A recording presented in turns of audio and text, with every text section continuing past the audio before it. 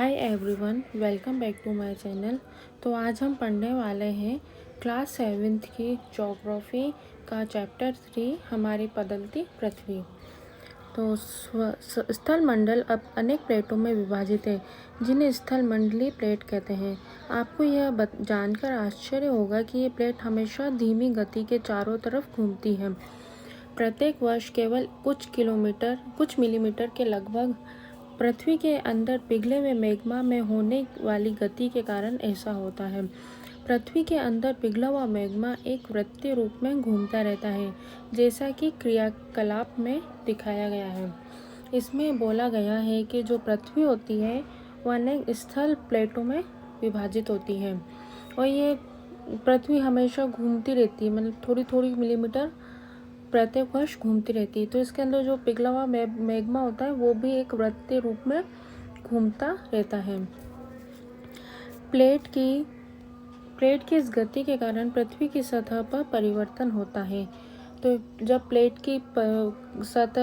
जब पृथ्वी घूमती है, मैग्मा घूमता है, तो प्लेट भी इधर उधर खिसकती रहती है स्थलमंडल की। तो पृथ्वी की सतह में भी परिवर्तन होता रहता है, मतलब कि स्थल मंडल में भी परिवर्तन होता है।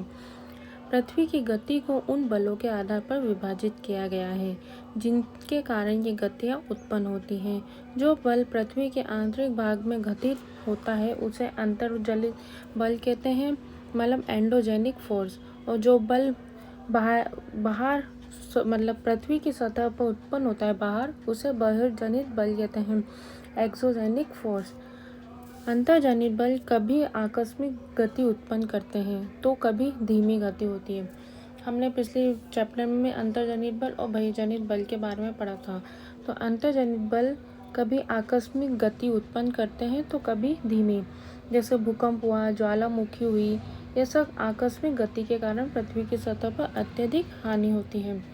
जो बल पृथ्वी के बाहर होता है, भूकंप आता है, ज्वालामुखी होती है, ये सब अंतर्जनित बल होते हैं, जिसके कारण भूकंप आता है, ज्वालामुखी आता है पृथ्वी पर, तो हमारे आसपास काफ़ी हानि हो जाती है, बहुत ज़्यादा हानि हो जाती है। अब इसमें जैसे बता रखा है, पृथ्वी की गतियाँ दो होती है, अंतर्जनित बल, बहिर्जनित बल। अंतर्जनित बल भी दो तरह की होती है, आकस्मिक बल और पटल विरूपण बल। तो आकस्मिक में क्या आता है, जो एकदम से उत्पन्न होता है, एकदम से बल लगता है, वो उसमें आता है भूकंप होता है, ज्वालामुखी आ जाता है उसके कारण, और भूस्खलन भी आ जाता है। और पटल निरूपण के कारण पर्वत निर्माणकारी बल होता है। और बहिर्जनित बल में अपर्दन और निक्षेपण होता है। अपर्दन और निक्षेपण हमने पढ़ चुके हैं हम, जैसे कि अपर्दन वो होता है जिसमें पृथ्वी की सतह टूटती है और निक्षेपण में वापस निर्माण होता है। तो अपर्दन और निक्षेपण में नदी का बहना, पवन, समुद्री तरंगे और हिमनद ये उत्पन्न होता है। ज्वालामुखी भूप्रकृति पर एक ऐसा छिद्र होता है जिसमें पिघले हुए पदार्थ अचानक निकलते हैं। ज्वालामुखी में क्या होता है, जो पिघला हुआ मैग्मा होता है वो पृथ्वी के बाहर निकलते हैं। जो पदार्थ होते हैं, पिघला हुआ मैग्मा पदार्थ, वो ज्वालामुखी में होता है। अब इसमें उत्पत्ति किस हुई, अंतर्जनित और एक्सोजेनिक, एंडो और एक्सो की। जेनिक मतलब उत्पत्ति, और एंडो मतलब अंतर, एक्सो मतलब बाह्य। इसी प्रकार स्थलमंडलीय प्लेटों के गति के करने पर पृथ्वी की सतह पर कंपन होता है। जब स्थलमंडलीय प्लेटों में गति होती है तो पृथ्वी की सतह पर कंपन उत्पन्न होता है। यह कंपन पृथ्वी के चारों ओर गति कर सकता है। इस कंपन को भूकंप कहते हैं। जब स्थलमंडलीय प्लेटों में गति होती है तो कंपन उत्पन्न होता है पृथ्वी की सतह पर। कंपन के कारण भूकंप उत्पन्न होता है। भूपट्टी के नीचे वह स्थान जहाँ कंपन आरंभ होता है उसे उद्गम केंद्र कहा जाता है। ये रहा उद्गम केंद्र। ये इसमें नहीं बता रखा, ये तो ज्वालामुखी का है। ये रहा, इस तरह से आता है उद्गम केंद्र। ये पृथ्वी की सतह पे जो अंदर की तरफ, ये उद्गम केंद्र इसे कहते हैं, जो स्थल के अंदर उत्पन्न होता है। और उद्गम केंद्र के भू सतह पर उसके निकटतम स्थान को अधिकेंद्र कहते हैं। और उद्गम केंद्र के जो नज़दीक स्थित होता है यहाँ पे सतह पे उसे अधिकेंद्र कहते हैं। अधिकेंद्र के कंपन बाहर की ओर तरंगों के रूप में गमन करती है। अधिकेंद्र के निकटतम भाग में सर्वाधिक हानि होती है और ये अधिकेंद्र के आसपास जो कंपन उत्पन्न होता है तो प्लेटें खिसकती है, तो इसके कारण यहाँ पर भूकंप आता है और यहाँ पर काफ़ी हानि होती है। सर्वाधिक सबसे ज़्यादा हानि यही होती है अधिकेंद्र के आसपास। तो भूकंप की तीव्रता धीरे धीरे अधिकेंद्र की से दूरी बढ़ने के साथ भूकंप की तीव्रता भी धीरे धीरे कम होती। अधिकेंद्र के पास जैसे जैसे अधिकेंद्र जिसे पास होता है, जहाँ पास में प्लेटें खिसकती हैं वहाँ भूकंप, और जैसे जैसे दूर जाते रहेंगे वहाँ पर भूकंप का कम होता रहता है। यद्यपि भूकंप की भविष्यवाणी संभव नहीं, लेकिन यदि हम पहले से तैयार हो तो इसके प्रभाव को निश्चित रूप से कम किया जा सकता है। भूकंप की कोई भविष्यवाणी होती है, एकदम से ही उत्पन्न होता है और एकदम से ही सब जगह हानि पहुंच जाती है, कहीं बिल्डिंगें गिर जाती है, कहीं पर काफ़ी सारे लोग मर जाते हैं। तो इसमें जिस स्थान पर अधिकेंद्र होगा उसके आसपास भूकंप सबसे ज़्यादा होता है और जैसे जैसे दूरी बढ़ती जाएगी तो भूकंप की तीव्रता भी कम होती जाती है। स्थानीय लोग कुछ सामान्य तरीकों से भूकंप की संभावना का अनुमान लगाते हैं, जैसे जानवरों के व्यवहार के अध्ययन, तालाबों में मछलियों के उत्तेजन और सांपों का धरातल पर आना। पहले के लोग जैसे कि भूकंप का कैसे पता लगा रहे कि जहाँ पर भूकंप आने वाला है, जानवरों का व्यवहार में कुछ बदलाव आ जाता है, कुछ तालाबों की मछलियाँ उत्तेजित हो जाती है और सांपों के धरातल में आ जाते हैं। और इसमें बताया गया कि भुज में जो भूकंप आया था वो आया था 26 जनवरी 2001 को। एक बहुत ज़्यादा तीव्रता का आया था और इसकी रिएक्टर स्केल थी 6.9 की तीव्रता पे आया था। इससे काफ़ी हानि हुई थी, मतलब भुज में काफ़ी तबाही मच गई थी गुजरात के।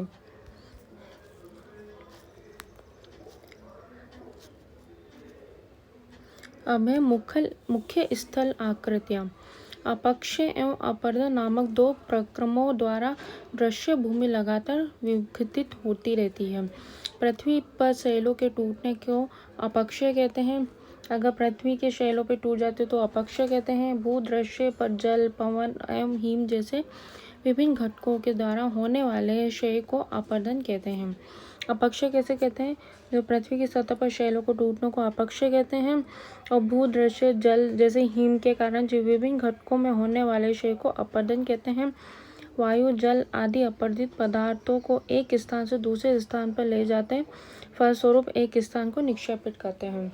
जब कोई शैल टूट जाती तो उसे अपक्षय कहते हैं। और फिर हिम व पवन, इसके द्वारा जब ये पदार्थ एक स्थान से दूसरे स्थान पर जाते हैं तो एक नई जगह का निर्माण कहते हैं, तो उसे निक्षेपण कहते हैं। अपरदन एवं निक्षेपण के इस प्रक्रम पृथ्वी के धरातल के विभिन्न आकृतियों, ये अपक्षय और निक्षेपण विभिन्न आकृतियों का निर्माण करते हैं धरती पर। नदी के कार्य। नदी के जल से दृश्य भूमि का अपरदन होता है। जब नदी किसी घने ढाल वाले स्थान से अत्यधिक कठोर शैल या बड़े ढाल वाली घाटी में गिरती है तो वह जलप्रपात बनाती है। इसमें यह बताया गया है कि जो नदी है वो भूमि का अपरदन करती है, मतलब को भूमि को तोड़ती है और फिर वो जल के साथ कहीं और जगह इकट्ठा कर देती है उस पदार्थ को, तो उसे निक्षेपण हो जाता है। तो नदी जब खड़े ढाल नीचे ढाल पे गिरती है तो उसे जलप्रपात कहा जाता है। ये इस तरह का होता है जलप्रपात। जब नदी मैदानी क्षेत्र में प्रवेश करती है तो वो मोड़दार मार्ग पर बहने लगती है। नदी के इन्हें बड़े मोड़ों को विसर्प कहते हैं। इसके बाद विसर्पों के किनारों पर लगातार अपरदन एवं निक्षेपण शुरू हो जाता है। विसर्प लूप के सिरे निकट आते जाते हैं। समय के साथ विसर्प लूप नदी से कटे जाते हैं और एक अलग झील बनाते हैं जिसे चाप झील कहते हैं। इसमें बताया कि ये इस तरह जब नदी मैदान में प्रवेश करती है तो एक मोड़दार, ये इस तरह का मोड़दार मार्ग बनाती है, तो ये मोड़दार को इनको विसर्प कहा जाता है। जब ये मोड़दार ऐसे बनाती है और जब मोड़दार में लगातार अपरदन और निक्षेपण होता है तो विसर्प के लूप निकट आते जाते हैं। ये लूप निकट आते जाते हैं तो एक झील का निर्माण करते हैं जिसे चाप झील कहते हैं। फलस्वरूप निकटवर्ती क्षेत्रों में बाढ़ आ जाती है। बाढ़ के कारण नदी के तटों के निकटवर्ती क्षेत्रों में महीन मिट्टी एवं अन्य पदार्थों का निक्षेपण करती है। ऐसे मिट्टी एवं पदार्थों को अवसाद कहते हैं। जब बाढ़ आ जाती है नदी के कारण तो महीन मिट्टी और अन्य पदार्थों का निक्षेपण हो जाता है। जब नदी अपने साथ लाती है तो ऐसे नदी एवं पदार्थों को अवसाद कहते हैं। इससे समतल उपजाऊ बाढ़ग्रस्त मैदान का निर्माण होता है। नदी के उत्थित तटों को तटबंध कहते हैं। समुद्र तक पहुँचते नदी का प्रवाह धीमा हो जाता है और नदी अनेक जलधाराओं में विभाजित जब नदी अनेक जलधाराओं में विभाजित में होती है तो उसे वितरिता कहा जाता है। जब समुद्र में जाती है तो यहाँ नदी इतनी धीमी हो जाती है कि यह अपने साथ लाए मलबे का निक्षेपण करती है। प्रत्येक वितरिका अपने मुहाने का निर्माण करती है। सभी मुहाने के अवसादों के संग्रह से डेल्टा का निर्माण होता है। इसमें बताया गया है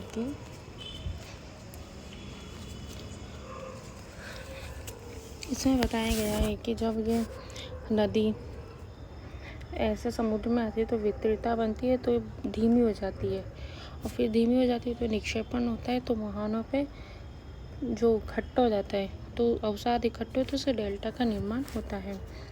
समुद्री तरंग के कार्य।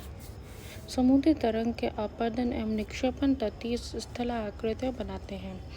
समुद्री तरंगें अपने साथ शैलों से टकराती रहती है जिससे दरार विकसित होती है। समुद्री तरंग जब समुद्र में टकराती है किसी शैल से तो दरार विकसित होती है और समय के साथ ये बड़ी और चौड़ी हो जाती है तो इसको समुद्री गुफा कहते हैं। तो ये इस तरह की गुफा बना देती है जब समुद्री तरंगें टकराती है शैल से। तो फिर ये गुफा फिर टकराते फिर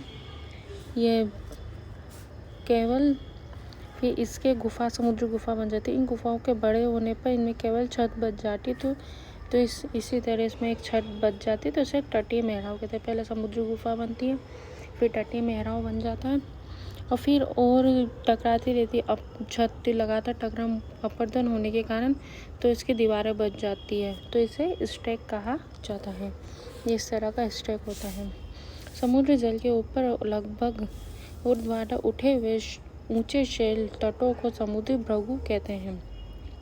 समुद्री तरंगें किनारों पर अवसाद जमा कर समुद्री पुलिंग का निर्माण करती है।